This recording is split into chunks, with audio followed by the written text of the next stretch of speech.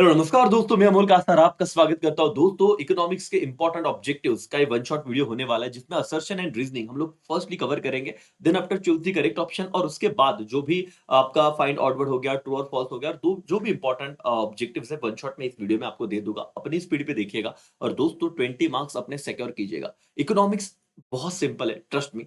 आपको जितने भी क्विक रिवीजन वीडियो दिए वो देखिए और वन शॉट भी मैं लाऊंगा, ठीक है। बट आप अपना ये वाला काम जितना मैं आपको रिकॉर्डेड लेक्चर दे रहा हूँ, इकोनॉमिक्स हो या अकाउंट्स हो, प्लीज देखते रहना। लाइव सेशन का भी बेनिफिट उठाना, आप जरूर आराम से अच्छा पेपर दोगे यार। ट्रस्ट में पहले इस पे काम करते हैं। सर, असर्शन एंड रीजनिंग में क्यों क्यों क्यों हमें ध्यान देना चाहिए, छोटा सा शंखनाद करते हैं और फिर आगे बढ़ेंगे दोस्तों।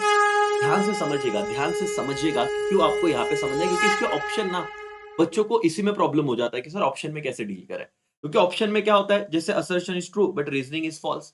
अब उन्हें समझना पड़ता है, दोनों स्टेटमेंट को ऑब्जर्व करना पड़ेगा। दूसरा ऑप्शन आता है कि assertion is false but reasoning is true.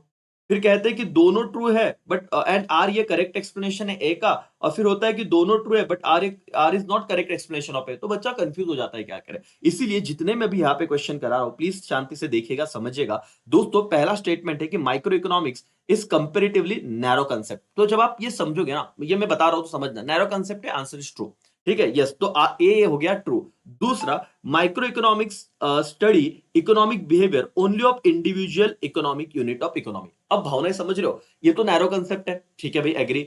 अब नैरो कंसेप्ट क्यों है, क्योंकि ये किसको स्टडी कर रहा है, इंडिविजुअल बिहेवियर को ही स्टडी कर रहा है, इंडिविजुअल यूनिट को ही स्टडी कर रहा है, इसलिए नैरो हो गया। तो आपका आंसर क्या रहेगा, both A and R assertion in reasoning true and R ये क्या हो गया, करेक्ट एक्सप्लेनेशन हो गया, क्योंकि इसको जस्टिफाई कर रहा है क्यों नैरो। दैट्स ऑल, डन हो गया। तो आपका ऑप्शन रहेगा सी। ठीक है, उसके बाद दूसरा सवाल आपके सामने आ रहा है बेटा, जिसमें असर्शन दिया है macroeconomics is known as income analysis. ठीक है, और रीजनिंग उसका है macroeconomic study income earn by particular individual और पर्टिकुलर फर्म। अब जैसे आपको समझ रहा है ना, ये मैक्रो की बात चल रही है, तो ये तो बराबर है कि इनकम एनालिसिस करता है, नो इश्यू, तो असर्शन तो ट्रू है। बट जब मैक्रो की बात कर रहा है तो यहां पे पर्टिकुलर वर्ड आ गया। ये मैक्रो से रिलेटेड नहीं, ये तो माइक्रो से रिलेटेड है। तो क्या रीजनिंग इसका करेक्ट है क्या? नहीं सर, रीजनिंग तो फॉल्स लग रहा है। तो फिर आप कौन सा ऑप्शन सिलेक्ट करोगे बेटा, ए। ए मतलब assertion is true but reasoning is false. इस तरीके से आपको ध्यान देना है कि पर्टिकुलर वाली चीज आती ही नहीं। ये समझ में आ रहा है एवरीबॉडी, यस और नो? हाँ या ना? तो बेटा लाइक करते चलो। और सीए फाउंडेशन, सीए में foundation, even CS double ET के लिए तुरंत ही 12th के बाद हम लोग हमारा एडमिशन ओपन कर रहे हैं। लिमिटेड बच्चे रहेंगे, तो प्लीज अगर आपको ऑनलाइन करना है, ऑफलाइन करना है, जरूर जरूर जरूर जल्द से जल्द अपना रजिस्ट्रेशन करवाए, कहीं देर ना हो जाए दोस्तों। ठीक है, आगे बढ़ते हैं। और भाई और बहनों, दूसरे चैप्टर की तरफ जाएंगे। अब आपको समझने लग गया होगा कि कैसे असर्शन और रीजनिंग को डील करना है करके। देखिए, यूटिलिटी पे ये आपका सवाल आ रहा है। Assertion marginal utility goes on diminishing. ठीक है, एमयू डिक्लाइन हो रहा है, ओके, हमें पता है कि एमयू डिक्लाइन होते रहता है, no issue. Total utility increase at diminishing rate, बराबर है। आपने जब टीयू और एमयू का रिलेशन देखा रहेगा, मार्च 2022 में आया था। ठीक है, टीयू और एमयू का जब आपने रिलेशन देखा होगा तो आपको पता है कि स्टार्ट दोनों, तो रिवाइज करा दो, दोनों शुरुआत में तो सेम ही होते हैं। ठीक है, आपका टीयू इंक्रीज होता है डिमिनिशिंग रेट से और एमयू क्या होता है, डिक्लाइन होता है। जब टीयू मैक्सिमम है तो एमयू क्या है, जीरो, और जब टीयू डिक्लाइन होगा तो एमयू नेगेटिव होगा। ये कुछ पॉइंट्स है जो हम रिवाइज करेंगे बाद में, बट ये असर्शन भी सही है, रीजनिंग भी सही है, तो both are true and R जो है ये करेक्ट एक्सप्लेनेशन है। दैट्स ऑल, तो आपका आंसर आ गया ये। ठीक है, समझ में आ रहा है दोस्तों एवरीबॉडी, यस और नो? यस सर, कंप्लीट हुआ करके। चलो भाई और बहनों, जाते हैं तीसरे चैप्टर में आने वाला इंपॉर्टेंट असर्शन एंड रीजनिंग, जो मार्च 23 में पूछा जा चुका है। आप ध्यान से पढ़िए। उन्होंने कहा है कि change in quantity demand of one commodity due to change in price of other commodity is cross elasticity. समझिए, यहां पे किस कंसेप्ट की बात चल रही है बेटा, क्रॉस इलास्टिसिटी के। रटना मत मारना, असर्शन रीजनिंग में तुम थोड़ी ना सीधा आंसर एक इसका ये भी ऐसा मत करो, समझो ना। क्रॉस इलास्टिसिटी एक बार रिवाइज भी हो जाएगा कि अगर किसी एक कमोडिटी का आपका कि डिमांड चेंज हो रहा है, क्यों? क्योंकि दूसरे कमोडिटी का प्राइस चेंज हो रहा है due to change in price of other commodity, तो उसे क्रॉस इलास्टिसिटी कहा जाता है। एग्रीड, डन, ये ट्रू है सर। दूसरा, changes in consumer income lead to changes इनका बेटा क्वांटिटी डिमांडेड, और अगर कंज्यूमर का इनकम बढ़ा तो क्वांटिटी डिमांड भी बढ़ेगा। हाँ सर, वो तो डिपेंड है, बट ये करेक्ट, उसका एक्सप्लेनेशन करेक्ट नहीं ना। क्रॉस इलास्टिसिटी से इनकम का क्या संबंध? तो अब इसको जरा ध्यान से समझिए। इस तरीके से देखो, मेरा क्या कहना है, both A and R true, दोनों ही ट्रू है भाई। कि इनकम बढ़ेगा तो क्वांटिटी डिमांड पे असर होगा, रीजनिंग ट्रू है, मतलब वो स्टेटमेंट ट्रू है रीजनिंग वाला, असर्शन भी ट्रू है। बट क्या ये रीजन सही है क्या? ए के बारे में सही बोला है क्या? तो no sir, R is not the correct explanation of A. तो भाई और बहनों, इस तरीके से ये मार्च 2024 का सवाल था, सॉरी 23 का सवाल था।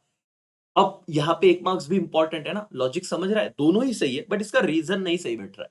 That's all, done. आगे बढ़ेंगे दोस्तों, इसी के साथ 5वें नंबर के सवाल पे हम लोग आ जाएंगे कि चाय और coffee, T and coffee have positive cross elasticity of demand. What is positive cross elasticity of demand? आप अच्छा पहले ये देखते रहता कि ये है टी, ठीक है, ये है कॉफी। समझ आता हो, इसे समझना भी जरूरी है। सर चाय 10 रुपए की मिल रही थी, कॉफी भी 10 रुपए की मिल रही थी, समझिए। ठीक है, तो चाय पीने वाले बंदे थे 100 लोग और कॉफी पीने वाले बंदे थे 100 लोग।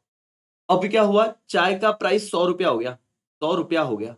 अब ये लोग बोल रहे हम पागल है क्या, 10 रुपए में कॉफी मिल रही, चाय थोड़ी ना 100 रुपए में पियेंगे। तो ये लोग सब कहाँ पे चले गए, कॉफी पीने। तो हमने देखा था, क्या देखा था सर, परफेक्टली, मतलब सब्स्टिट्यूट गुड्स में अगर चाय का प्राइस बढ़ रहा है तो कॉफी का डिमांड भी क्या हो रहा है, बढ़ रहा है। ये समझ रहा है क्या, डायरेक्ट रिलेशनशिप सब्स्टिट्यूट में बहुत अच्छे से सिखाया था मैं। अगर चाय का प्राइस बढ़ रहा है तो कॉफी का डिमांड बढ़ रहा है। तो दोस्तों tea and coffee have positive cross elasticity of demand, तो ये तो ट्रू है भाई। आगे, as price of coffee rise demand for tea falls. नहीं भाई, वही तो बोला कि अगर चाय या कॉफी किसी का भी प्राइस बढ़ रहा है तो अपोजिट में उसका डिमांड बढ़ेगा, फॉल नहीं होगा। तो इसीलिए आर तो ट्रू है बट रीजनिंग क्या है बेटा, फॉल्स। तो यही आपका आंसर होना चाहिए था। कंसेप्ट समझ में आ रहा है क्या? सिर्फ असर्शन रीजनिंग को रट्टा मत मारिएगा, और जितना मैं बता रहा हूं उतना समझिएगा, खत्म कहानी।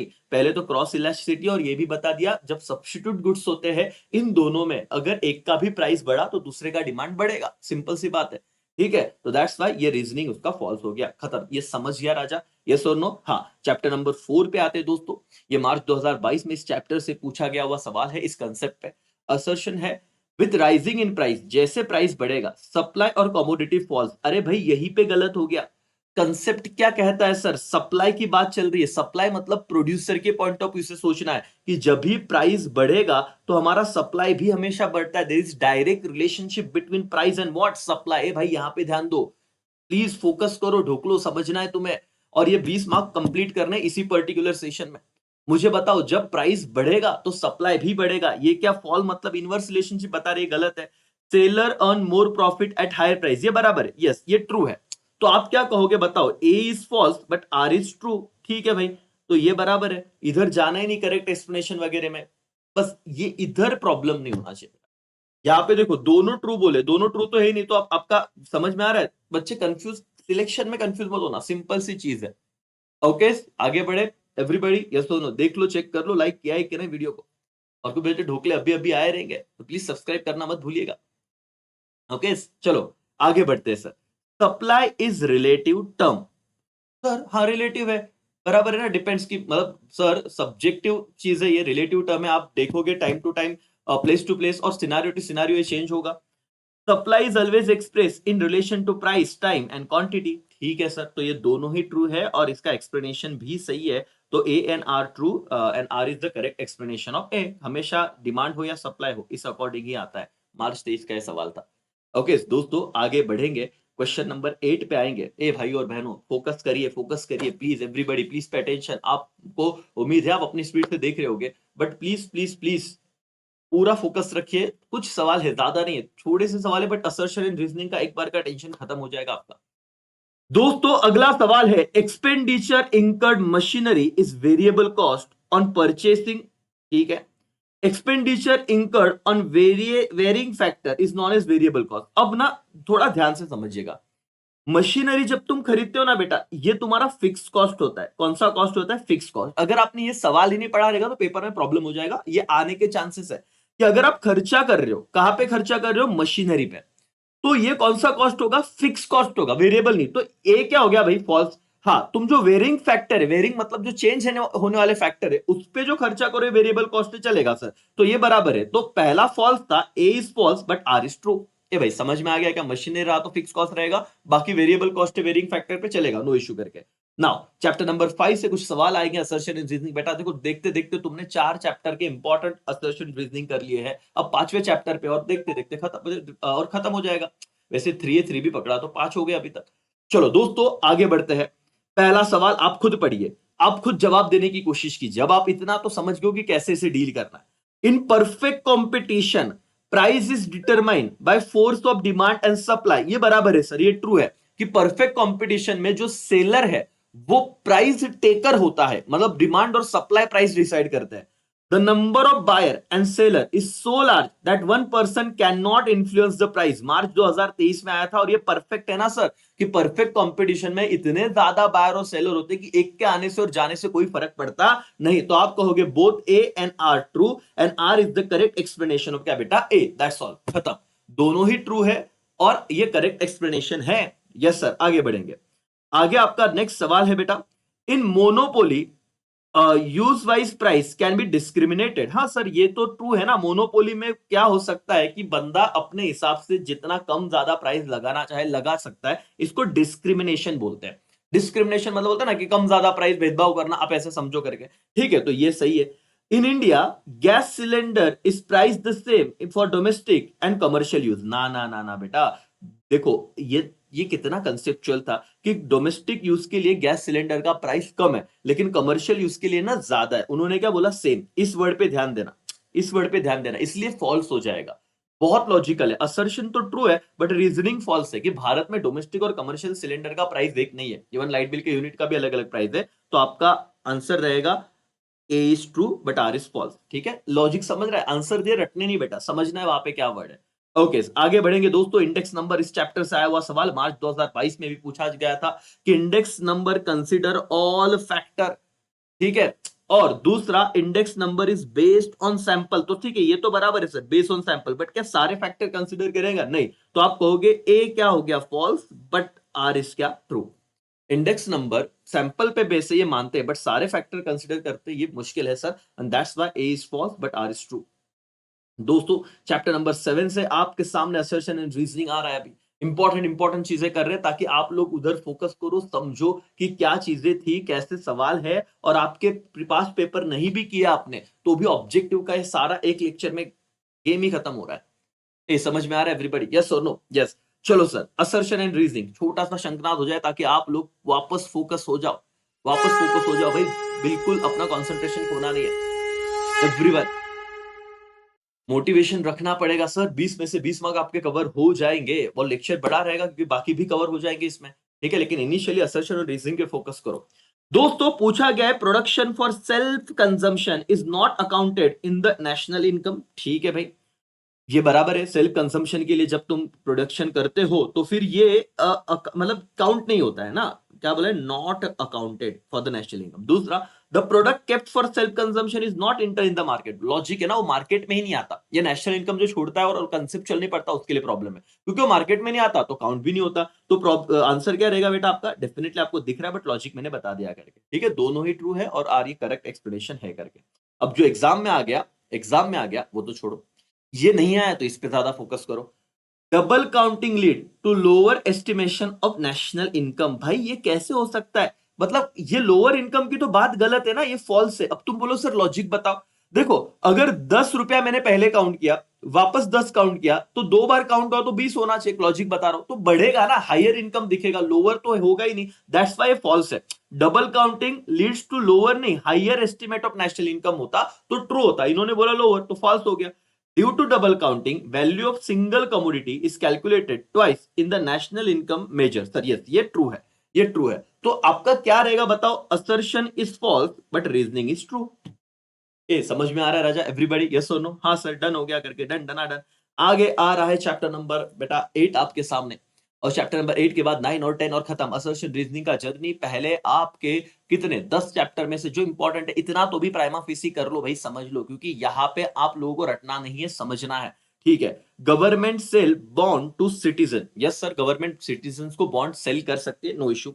Selling bond is important types of internal debts, yes internal debt मतलब क्या सर, कि हम लोग बाहर से नहीं कर्जा ले रहे ना, हम अपने ही लोगों से पैसा ले रहे हैं, और बॉन्ड्स के थ्रू लेना कोई गलत बात नहीं है। तो यस, दोनों ही करेक्ट है और इसका एक्सप्लेनेशन भी सही है। आगे बढ़ेंगे दोस्तों, 15वां सवाल आपके सामने आ रहा है। डेट, इसको डेप्ट मत बोलना कॉमर्स वाले बच्चे please. Debt raise by government from borrowing from World Bank is internal debts. अरे ढोकले क्या, इंटरनल कैसे हो गया, तुम वर्ल्ड बैंक से पैसा ले रहे हो, वर्ल्ड बैंक, और वर्ल्ड बैंक मतलब अभी बाहर के कंट्री से तुम पैसा लोगे तो ये इंटरनल नहीं, ये तो एक्सटर्नल डेट हो जाएगा। एक्सटर्नल डेट हो जाएगा तो ये तो फॉल्स है सर, अगर तुम इंटरनल बोल रहे हो तो पहला ही फॉल्स हो गया। दूसरा, government of India can borrow fund from the World Bank for provision for of water supply, yes इसके लिए ले सकते हो, तुमको जिस काम के लिए चाहिए पैसा लो, कोई प्रॉब्लम नहीं है, हाँ ले सकते, ये ट्रू है, बट ये इंटरनल डेट से फॉल्स है, तो तुम बोलोगे A is true but R is false. ठीक है, समझा राजा, एक्सप्लेनेशन समझा, बोलो यस और नो, यस करके। चलो आगे बढ़ेंगे दोस्तों, चैप्टर नंबर 9 के कुछ सवाल है जो मार्च 2022 में भी पूछे गए, और आपने उम्मीद है क्विक रिवीजन के तीनों लेक्चर देखे होंगे। जिन बच्चों को लग रहा है कि सर हमसे चैप्टर नंबर 9 नहीं हो पाएगा, बहुत बड़ा है, हम सोच रहे हैं इसे ऑप्शन में डाल देने का, बिल्कुल मत कीजिएगा। आपके लिए अपने डिस्क्रिप्शन में और इवन व्हाट्सएप चैनल, टेलीग्राम और अपने एप्लीकेशन पे भी सारे के सारी चीजें सही ढंग से प्रोवाइड की गई है, तो प्लीज उसे देखना जरूर। Money market economise the use of cash, जब आप ये मनी मार्केट के फंक्शन देखते हो ना बेटा, तो ये समझ में आता है, मतलब फीचर्स में, तो ये ऐसा पॉइंट था, यस सर, तो ये ट्रू है। मनी मार्केट डज नॉट, ये आराम से पढ़ना, does not deal with financial instrument that are close substitute of money, अरे ऐसा नहीं हो तो क्लोज सब्स्टिट्यूट ऑफ मनी में ही डील करता है, तो नॉट बोल के तुमने गलत कर दिया, डज नॉट बोल के तुमने गलत कर दिया, तो ए तो ट्रू है बट आर हो गया फॉल्स, तो A is true but R is false, done, इतना समझा, हाँ या ना, यस सर। चलो आगे बढ़ेंगे दोस्तों, 17 नंबर का क्वेश्चन, और आप देखते देखते 10वें चैप्टर पे आ जाओगे और असर्शन रीजनिंग तुम्हारा डन हो जाएगा, खत्म हो जाएगा दोस्तों। चलो, foreign exchange management and control is undertaken by commercial bank, अरे भाई नहीं, ये सारी बातें जैसे ही कंट्रोल की बात आए ना, है ना, मैनेजमेंट की बात है, फेमा फॉरेन एक्सचेंज की, तो ये आरबीआई रहेगा, RBI reserve bank of India, commercial bank नहीं आएगा, तो ये फॉल्स हो जाएगा, ये समझ में आ रहा है, याद रखना बेटा, foreign exchange management control undertaken by Reserve Bank, central bank होता है, कमर्शियल नहीं, तो ये फॉल्स हो गया। RBI has maintain official rate of exchange of rupees to ensure stability, ये देखो मार्च 23 में आया था, अभी बच्चे ने पढ़ाई नहीं रहेगा तो 5 मार्क्स गए ना, अब एक बार कर लो तो दिक्कत नहीं रहेगी करके, ये समझ में आया एवरीवन, यस और नो, यस सर। चलो तो अब foreign exchange management and control, ये तो गलत है, तो आप बोलोगे A is false but R is true, RBI के हाथ में रहता है, कोई दिक्कत नहीं। ओके दोस्तों, आपके सामने 18 नंबर का क्वेश्चन आ रहा है, regional stock exchange have witness to sharp decline in the volume of trade, yes yes yes, ये ट्रू है। अगर आपने चैप्टर 9 का लेक्चर देखा रहेगा तो वहां पे आप देख रहे हो, क्योंकि अब लोगों का ना मेन स्टॉक एक्सचेंज पे भरोसा है, जो रीजनल लेवल के स्टॉक एक्सचेंज है ना, उसमें डिक्लाइन हो गया, sharp decline, it is true. Investor prefer to trade security listed in premier stock exchange, Bombay Stock Exchange और बीएसई और एनएसई, नेशनल स्टॉक एक्सचेंज, ठीक है दोस्तों। अब देखिए, ए भी ट्रू है और आर भी ट्रू है, मतलब ये इसका रीजन है कि क्यों क्यों भाई डिक्लाइन हो गया, क्योंकि लोग अब प्रेफर कर रहे हैं प्रीमियर स्टॉक एक्सचेंज में पैसा लगाना, इसलिए रीजनल लेवल पे कम हो गया, तो आंसर रहेगा यस, दोनों ही करेक्ट है और आर ये करेक्ट एक्सप्लेनेशन है। 19 वाला सवाल तो अच्छे से कीजिए, इस चैप्टर से आना बेटा डेफिनेटली एक सवाल फिक्स होता है, मतलब असर्शन एंड रीजनिंग में अगर आया तो प्लीज ये जो कहीं नहीं आया ना वो अच्छे से देखना। Money market in India lack of financial inclusion in weaker section, sir क्या मनी मार्केट में वीकर सेक्शन जो फाइनेंशियली स्ट्रांग नहीं है उनको इंक्लूजन नहीं होता है, हाँ ये हमने पढ़ा था, ये ट्रू है sir. People from weaker section have ample facility for saving and getting loans, अरे पहले ही बोल रहे हैं कि तुमको हम लोग ना इंक्लूजन नहीं करा रहे, लैक का मतलब होता है कि तुम लोग इंक्लूड नहीं किए जा रहे हो, वीकर सेक्शन, और दूसरा रीजनिंग दे रहे कि एम्पल फैसिलिटी मतलब बहुत प्रमाण में सुविधाएं दिए बोले, तो ये तो गलत हो गया ना, आर ट्रू है, आर ट्रू है बट सॉरी ए ट्रू है बट आर क्या हो जाएगा फॉल्स, असर्शन ट्रू है बट रीजनिंग क्या हो जाएगा फॉल्स हो जाएगा, इतना फैसिलिटी नहीं मिल रहा है इसलिए तो इंक्लूजन नहीं हो रहा है, डन क्या, yes okay sir, 19 done. Foreign trade दोस्तों, और दो सवाल है बस, ये दो सवाल है और इतना तुम अच्छे से कर लेना, ये पीडीएफ हम ट्राई करेंगे अपने ऐप पे अपलोड करने का, तो प्लीज आप जाइए वहां से पढ़िएगा, प्लीज प्लीज प्लीज, ऐप के पास होना है, ऐप आपके पास होना ही चाहिए दोस्तों, ये सिर्फ 12वीं की बात नहीं, आगे आप सीए में करो, इवन बीकॉम करो, बीबीए करो, ठीक है, सीईटी के एग्जाम के लिए भी अभी फिलहाल 700 रुपीज में ही कोर्स चल रहा है, वो आप लेके अपना फायदा उठा सकते हो। चलो आगे बढ़ेंगे, फॉरेन ट्रेड, आप देखिए, international trade leads to division of labour and specialisation, yes sir, ये तो हमने जब पढ़ा था ना फॉरेन ट्रेड, तो ये ट्रू है, इसमें कोई प्रॉब्लम नहीं। India's national trade is not increasing, अरे भाई बढ़ रहा है ना, इंडिया का नेशनल ट्रेड बढ़ रहा है, ऐसे मत बोलो, नॉट वर्ड डाल के गलत मत करो सर, ये नॉट नहीं होता तो दोनों ही ट्रू हो जाते, बट अब देख लेते सर इसका आंसर क्या होगा, कि ए तो ट्रू है बट आर फॉल्स है, ठीक है, सिंपल था sir. There was significant drop in import during 13 and 14, ठीक है, ड्रॉप हुआ है, ओके पता है।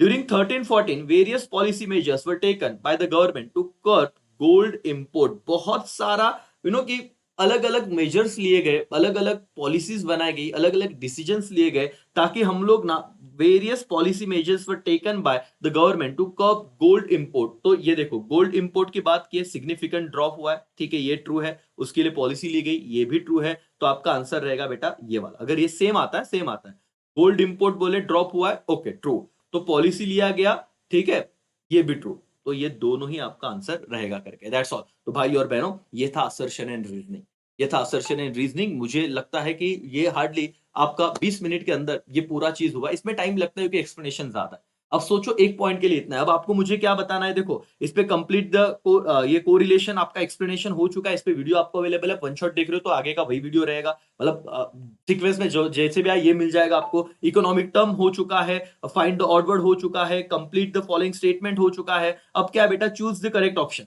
बस इतना वाला पॉइंट बाकी है जो बहुत सिंपल है। तो अभी मैं करवा दूंगा तो आप लोगों को क्या होगा ना, वो दिक्कत नहीं आएगी।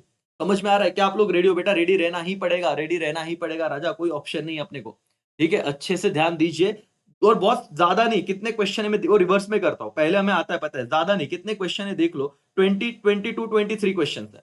अब चैप्टर 10 का तो एक ही सवाल है, आप देखो नजर, आप देखो फॉरेन ट्रेड में, रोल ऑफ फॉरेन ट्रेड। आपको याद है, अगर वो 45 मिनट्स का सेशन देखा होगा ना, आपको पता चल गया होगा कि सर क्या रोल है, फॉरेन एक्सचेंज अर्न करना एक रोल है, ठीक है, इनकरेज इन्वेस्ट करना, इनकरेज द इन्वेस्टमेंट, इन्वेस्टमेंट को इंकरेज करना, ये एक रोल है, ठीक है, लीड डिवीजन ऑफ लेबर, ये एक रोल है, और ब्रिंग चेंज इन कंपोजिशन, ये कोई संबंध नहीं सर। तो आपका आंसर क्या होना चाहिए सर? आपका आंसर होना चाहिए ए बी एंड सी, हो गया। इसको थोड़ा डिफिकल्ट जाता है बच्चों को, इस तरह के सवाल है। देखो एक चार में से एक ऑप्शन सिलेक्ट करना, ठीक है, अब आपको चारों पढ़ने और ये डिसाइड करना है कि ए एंड बी है क्या, बी एंड सी है क्या, ए बी सी है क्या, कि कोई भी नहीं है, तो इसलिए फिर इसमें दिक्कत आती है, इसलिए शांति से कर लीजिए। ये समझ में आ रहा है क्या? ढूक लो, यस और नो? Yes sir. दोस्तों शंखनाद हो जाए सर, है ना, ये रिकॉर्डेड आपको दे रहा हूं, तो बच्चे बोल रहे हो सर ये लाइव में तो कैसे आप शंखनाद करते हो, थोड़ा तो इसमें भी करिए बेटा, आपके बेनिफिट के लिए ये चीजें कर रहा हूं, तो प्लीज प्लीज प्लीज इकोनॉमिक्स का टेंशन मत रखिए, हो जाएगा अच्छे से। ओके चलो, शंखनाद हुआ, एक आधा हुआ एक पूरा हुआ, लेकिन अब देखते हैं मनी मार्केट और कैपिटल मार्केट से दो सवाल बन सकते हैं इस टाइप में। क्या सर? देखो जो पूछे गए जुलाई 22 और मार्च 24 में, मेथड ऑफ क्वांटिटेटिव क्रेडिट। जब आपको मैंने ये चैप्टर क्विक रिवीजन में बताया था ना, अपने चार्ट्स में मैंने बकायदा आपको टेक्स्ट बुक में लेके गया था, और मैंने कहा था बेटा इतना पॉइंट कर ले, भले तुझे ये नहीं आएगा, लिखते नहीं आएगा छोड़ देना, हेडर्स मत लिखना, ओके, बट ये वाला पॉइंट कर जहां पे ऑब्जेक्टिव आता है। दोस्तों आपको देखना है कि मनी मार्केट और कैपिटल मार्केट में क्या बैंक रेट आ रहा है, क्या ओपन मार्केट ऑपरेशन आ रहा है, क्या कैश रिजर्व रेशो आ रहा है, या क्रेडिट रैशनिंग आ रहा है। तो आप कहोगे सर ये तीनों आ रहा है, बैंक रेट आ रहा है, ओपन मार्केट ऑपरेशन आ रहा है, कैश रिजर्व रेशो आ रहा है, तो हमको लगता है सर आंसर होना चाहिए A B and C, that's all. उसके बाद आप देखोगे दोस्तों, factor which are working in unorganise money market, unorganise बोला है।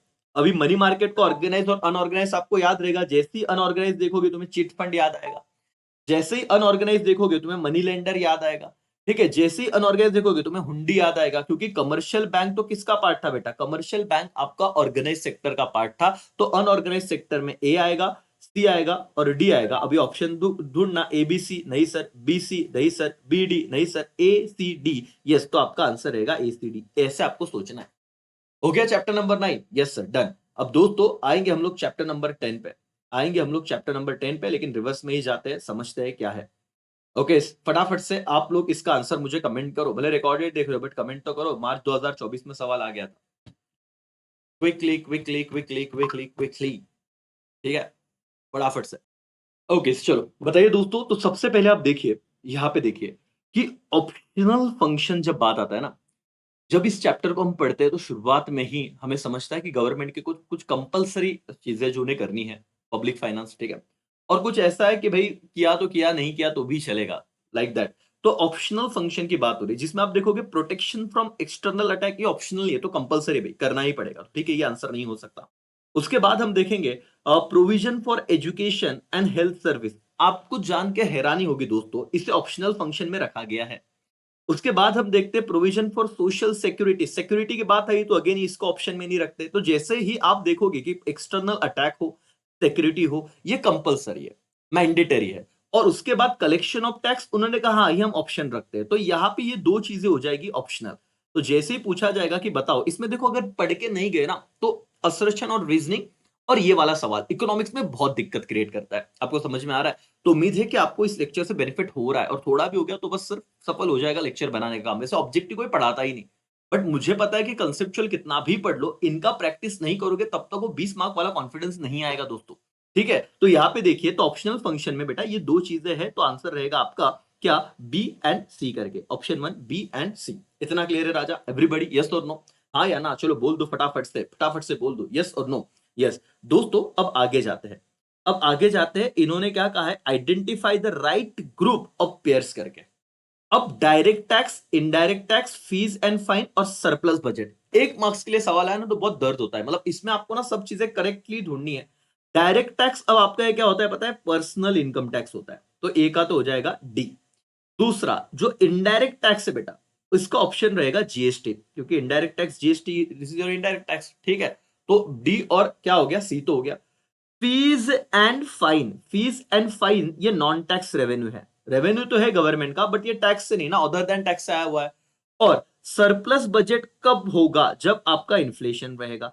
तो आपका ऑप्शन क्या हो जाएगा? डी, सी, ए और बी। डी, सी, ए और बी, दैट्स ऑल। ठीक है? तो ये आपका रहा करेक्ट आंसर। इतना समझा? ये सुनो, इसे इसे आराम से देखिए, एक बार वापस शांति से देख लीजिएगा दोस्तों, एक बार वापस शांति से देख लीजिएगा, क्विक क्विक क्विक क्विक फटाफट से। Done done done done done done done. Yes sir. चलो आगे बढ़ते हैं। नॉन टैक्स रेवेन्यू का सोर्स क्या है? नॉन टैक्स बेटा देखो, अब इसमें आप दो तरीके से कर सकते हो। एक तो टैक्स वाला आप ढूंढ लीजिए, ओके, तो बट ऑब्वियस बाकी सब क्या रहेगा? नॉन टैक्स रहेगा करके। ठीक है? तो फीस नॉन टैक्स है। Direct and indirect tax sir इसे छोड़ देते हैं अभी, डायरेक्ट से इनडायरेक्ट टैक्स दे तो, बट ऑब्वियस ये खुद कह रहे हैं कि टैक्स वाला सोर्स है। ठीक है? डायरेक्ट टैक्स एंड फीस, और ये क्या है? Special levy. तो अब आप मुझे बताइए इसमें से करेक्ट आंसर आपको क्या लग रहा है? करेक्ट आंसर आपको क्या लग रहा है? Non tax revenue source. Non tax revenue source जुलाई 2022 को आ गया था दोस्तों, ये जुलाई 2022 को आ गया था। तो क्विकली सोचिए, कमेंट कीजिए फटाफट, क्विकली क्विकली क्विकली। भाई बताओ बताओ बताओ बताओ बताओ सर और मैडम। अब ध्यान से देखिए, यहाँ पे ये सी एंड डी ऐसे होना चाहिए था ये वाला ऑप्शन। तो फीस ये नॉन टैक्स है, स्पेशल लेवी ये नॉन टैक्स है, तो ये दो नॉन टैक्स हो जाएंगे। तो यहाँ पे आपका ऑप्शन रहेगा बेटा, क्या रहेगा? सी एंड डी। तो ये वाला ऑप्शन आप कलेक्ट करना। ठीक है? देखो, ये डायरेक्ट टैक्स के सोर्स, ये टैक्स रेवेन्यू के सोर्स है, ये नॉन टैक्स है। आगे बढ़ेंगे दोस्तों। ओके, देखो, economist who is the view that public finance is one of the object which are on the borderline between economic and politics। सितंबर 21, मतलब इस तरह के सवाल ना बहुत दिमाग में जाते हैं, बहुत दिमाग में जाते हैं। सोचिए, जवाब दीजिए क्विकली फटाफट से। सोच लिया बेटा? सोचो सोचो सोचो सोचो भाई। देखो, आगे तो टेक्स्ट बुक में जाके देख लो लगता है तो। बट यहाँ पे कीवर्ड क्या याद रखना है? Economics who have views public finance is one of those subject which are on the border line between economics and politics। तो दो चीजें है ना बेटा, इकोनॉमिक्स एंड पॉलिटिक्स, तो याद रखना ये डेल्टन ने बोला है। क्या बेटा? Haig and Dalton. Only C, that's all. बाकी दो तीन लोगों ने नहीं बोला है, तो आपका आंसर रहेगा ओनली सी। तो पब्लिक फाइनेंस वाला थोड़ा ना अच्छे से देखना है आपको, क्योंकि आया तो फिर प्रॉब्लम नहीं होना चाहिए। और ये लेक्चर आपके ऑलमोस्ट 10 मार्क कवर कर देंगे अगर इसमें से ये दोनों ही चीजें एग्जाम में आती है तो। ठीक है? चलो आगे बढ़ेंगे। अब सिंपल सिंपल वाली बात है, ज्यादा कोई टेंशन लेने की बात नहीं है। चैप्टर नंबर अब 7 से आ रहा है। एनडीपी इज ऑब्टेन बाय, देखो आपको याद है हमने सीखा था जीडीपी, है ना? उसके बाद एनडीपी, उसके बाद आपने देखा था और भी ग्रॉस नेशनल प्रोडक्ट, फिर होता है net gross domestic product, net domestic product, फिर जीएनपी ग्रॉस नेशनल प्रोडक्ट, फिर आपने देखा था एनएनपी नेट नेशनल प्रोडक्ट, ऐसे। तो अब मुझे बताओ, आपने इसका क्या फॉर्मूला सीखा था? सी प्लस आई प्लस जी प्लस एक्सपोर्ट माइनस इंपोर्ट।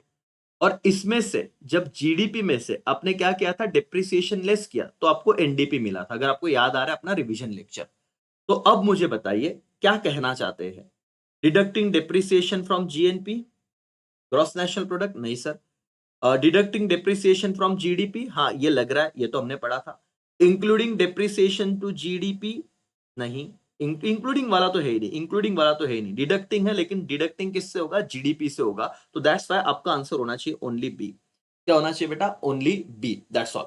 ये समझ में आ रहा है? पहले आपको फॉर्मूला समझना पड़ेगा। ये डायरेक्ट एग्जाम में ना दिमाग नहीं चलेगा। अब यहाँ पे आंसर तो एक ही था, बट प्रॉब्लम क्या होता है, यहाँ पे ऑप्शन में आपको दिखता है only A and C, only B, B and D. बच्चा कंफ्यूज हो रहा है कि क्या करना है, और फिर इतना पैनिक होता है, बोले तुक्का मार देते हैं। ऐसा मत करो। ये एक बार याद रखो, एनडीपी पहले जीडीपी, एनडीपी हमने सीखा था। तो जीडीपी में से क्या करेंगे, जब डिप्रिसिएशन लेस करेंगे तो आपका ये वाला आंसर आएगा। तो इसलिए बी।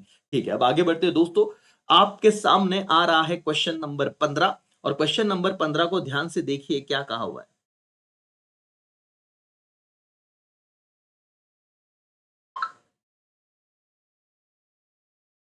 सिर्फ final value of final goods and service हम लेते हैं इन ऑर्डर टू, किस चीज के लिए हम लोग ये करते हैं, डबल काउंटिंग को अवॉइड करने के लिए। अवॉइड डबल काउंटिंग, ये तो बराबर है। मेक कंप्यूटराइजेशन इजी, ठीक है भाई, इसे छोड़ो। मैक्सिमाइजेशन नेशनल का, ठीक है, नहीं।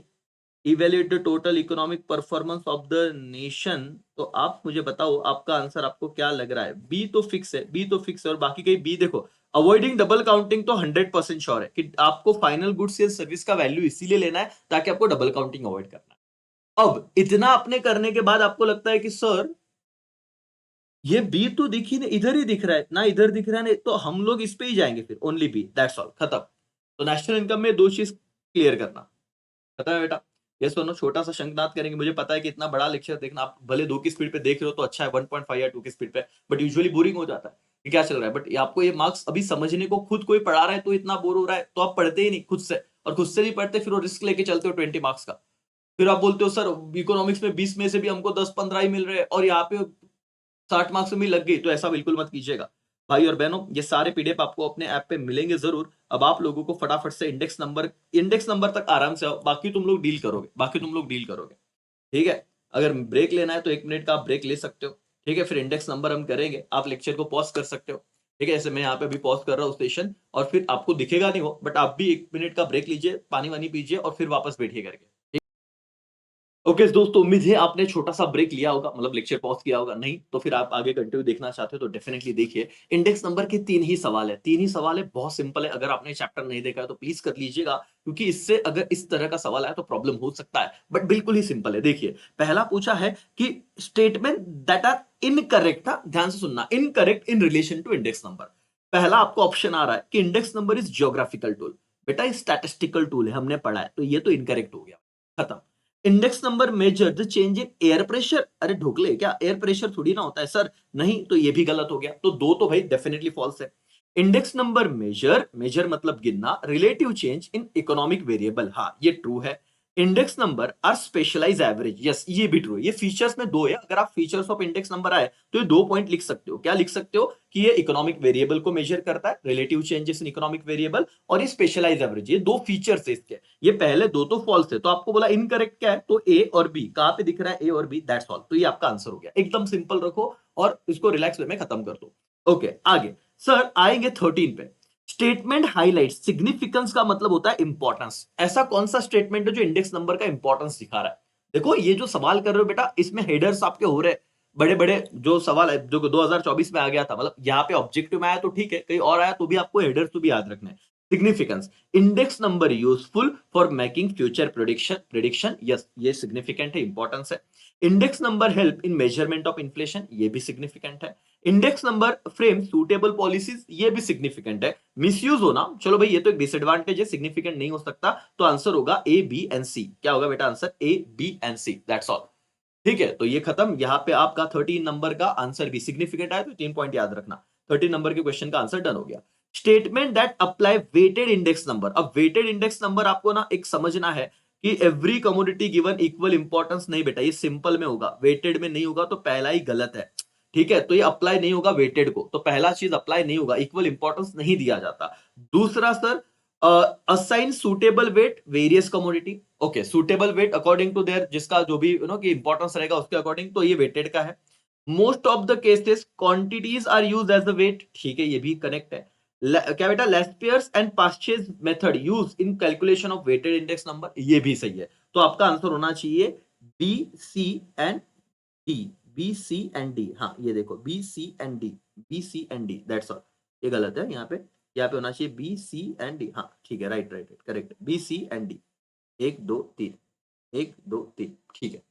डन हो गया। चैप्टर नंबर 6 भी डन सर। देखते देखते वापस एक बार इसे देख लेना, स्क्रीनशॉट निकाल लेना, कोई दिक्कत नहीं है। इंडेक्स नंबर देखो, मैक्रो वाली ये चीज अच्छे से करो। माइक्रो में मुझे उम्मीद है आपको दिक्कत ना आए, बट मैक्रो में प्रॉब्लम हो सकता है राजा। ठीक है, चलो आगे बढ़ते हैं, आगे बढ़ते हैं दोस्तों। इसी तरीके से हम अब आने वाले हैं चैप्टर नंबर 5 पे, फॉर्म्स ऑफ मार्केट। और उम्मीद है आप लोगों को अब तक सारी ही चीजें सही सही लग रही होगी। ठीक है, ठीक है। होमोजीनियस प्रोडक्ट, थोड़ा सोचिए। Homogeneous product is the feature of in which market. Homogeneous product, perfect competition का ये होता है क्या फीचर? Yes sir. क्या मोनोपोली में होमोजीनियस प्रोडक्ट होते हैं? नहीं सर, यहाँ पे तो हेट्रोजीनियस होते हैं, अलग अलग हो सकते हैं। मोनोपोलिस्टिक में भी हो सकते हैं, ओलिगोपोली में भी हो सकता है। तो आपका आंसर रहेगा ओनली ओनली ओनली सी। क्या रहेगा राजा? Only C. Perfect competition, homogeneous product. उम्मीद है आपको ये इजी लग रहा होगा। डरिएगा मत, दोनों ही ये लेक्चर ही इतना है, ऐसा है कि आपको पूरा फोकस रखना पड़ेगा। दोस्तों आगे की तरफ हम बढ़ेंगे। Classification of market done on the basis of place. On the basis of place बताइए। Local market, national market, international market. ठीक है। Very short period market, local market, national market. ठीक है। Very short period market, national market, international market. Local market, national market, short period market. क्या लग रहा है तुम्हें सर? आंसर तो यही लग रहा है ना, local market, national market, international market. Short period का क्या, प्लेस से क्या संबंध? वेरी शॉर्ट पीरियड यानी लॉन्ग पीरियड, कुछ लेना देना नहीं सर। तो आपका आंसर रहेगा ओनली ए। एकदम सिंपल था, सटीक था। आपने बस एक बार पढ़ना है, लेक्चर देखना है, निकल जाना है सर एग्जाम के लिए। Choose the wrongly match pair. कौन गलत है? रॉन्गली मैच क्या है वो देखो आप। गलत तरीके से मैच हो गया, मतलब इसमें से आपको बता रहा है कि हाँ भाई ये गलत है, ये गलत है करके। ठीक है। परफेक्ट कंपटीशन में मेनी बायर है। ठीक है। मोनोपोली कंपटीशन में मेनी सेलर है, तो ये तो गलत है। मोनोपोली में सिंगल सेलर रहता है। क्या होता है बेटा? Single seller. ठीक है। Monopolistic competition, differentiate product. Oligopoly, uncertainty. अब आप देखो कि कौन सा पेयर गलत है। 1 2 3 क्या है भाई? टू बी ना, टू बी ना, टू बी, ये वाला पेयर करेक्ट है। तो आपका आंसर होना चाहिए मतलब टू बी, ये वाला आंसर कि भाई ये वाला पेयर करेक्ट है। बाकी तो ठीक है, सब सही है। ठीक है। जस्ट चलो आगे बढ़ेंगे। Under perfect competition seller are what? Under perfect competition seller क्या होता है बेटा? परफेक्ट कंपटीशन क्या वो प्राइस मेकर है? नहीं, प्राइस मेकर तो मोनोपोली में है। प्राइस डिस्क्रिमिनेशन ये भी मोनोपोली में होता है। प्राइस टेकर है, yes sir, he is a price taker. तो यहाँ पे आएगा आपका ओनली आंसर बी, जहां पे ओनली आंसर बी। ठीक है, only answer B, that's all. Easy था, कोई दिक्कत नहीं। और आपका रिवीजन भी हो रहा है सर। ये जो है ना, ये वाले ऑप्शन, ये प्राइस मेकर, प्राइस डिस्क्रिमिनेशन, ये मोनोपोली का है। और ये प्राइस टेकर किसका रहेगा? Perfect competition. उम्मीद है आपको रिकॉल हो रहा है, समझ में आ रहा है बेटा। इसलिए ऑब्जेक्टिव में बहुत जान जाती है बच्चों की, इसलिए ऑब्जेक्टिव में बहुत जान जाती है बच्चों की। चलो आगे बढ़ेंगे, और अब हम लोग आएंगे चैप्टर नंबर 3A पे। ठीक है, मतलब अभी हमारा 5 हुआ। ठीक है, फॉर्म्स ऑफ मार्केट, और सीधा 4 से कोई कनेक्शन नहीं इसमें, इस पर्टिकुलर टाइप के क्वेश्चन में। सीधा 3A करेंगे, 3B, और हो जाएगा देखते देखते।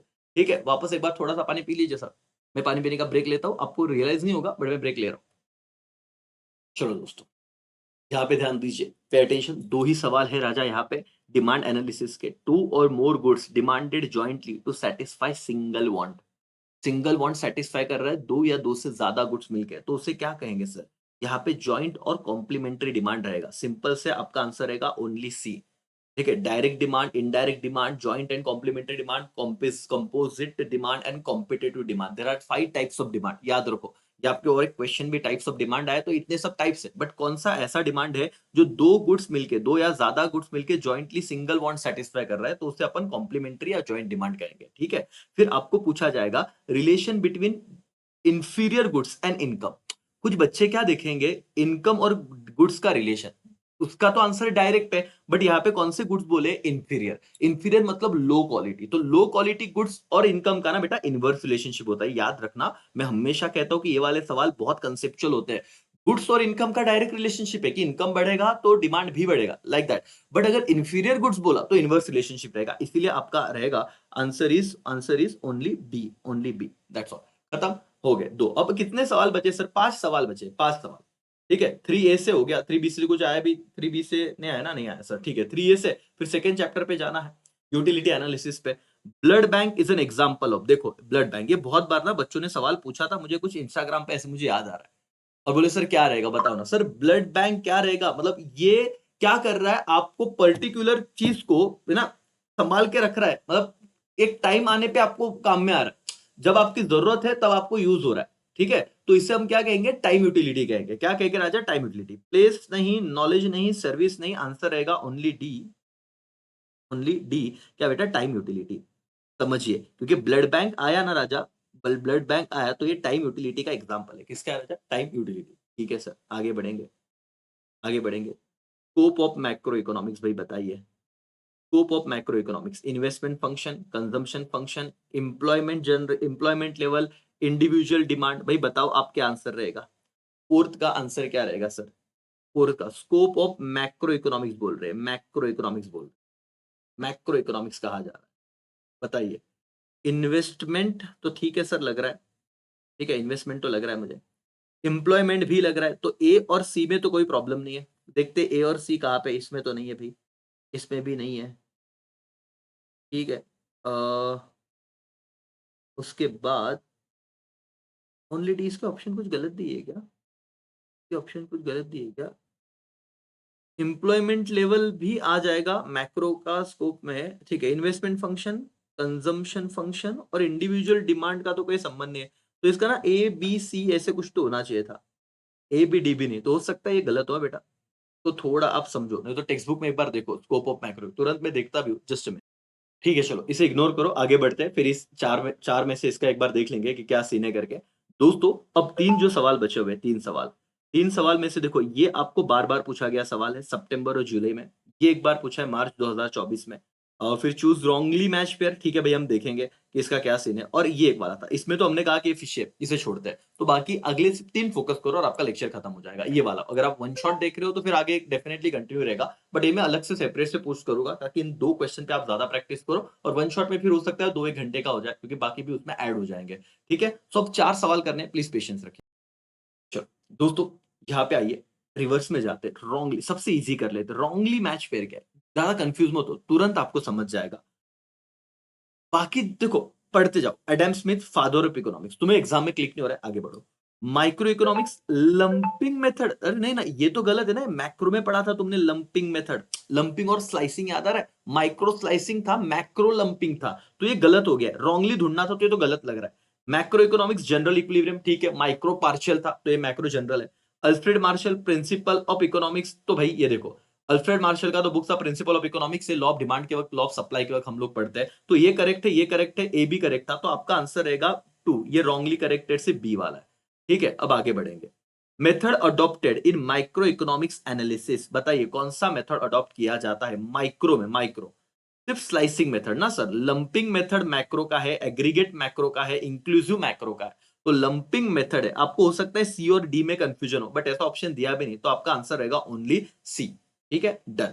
ओके, फर्स्ट है दोस्तों, क्या है, the branch of economics that deals with the allocation of resources, allocation of resources क्या है, माइक्रो, मैक्रो, इकोनोमेट्रिक, उसके बाद है मॉनेटरी इकोनॉमिक्स। तो दोस्तों, अलोकेशन ऑफ रिसोर्सेस आएगा तो आप लिखोगे आंसर माइक्रो इकोनॉमिक्स, क्या एमपी कर दीजिएगा, 2 बार आया था, 1 मार्क्स जाना नहीं चाहिए। The branch of economics deals with allocation of resources, तो आपका आंसर रहेगा माइक्रो इकोनॉमिक्स। क्या रहेगा राजा, माइक्रो इकोनॉमिक्स, दैट्स ऑल।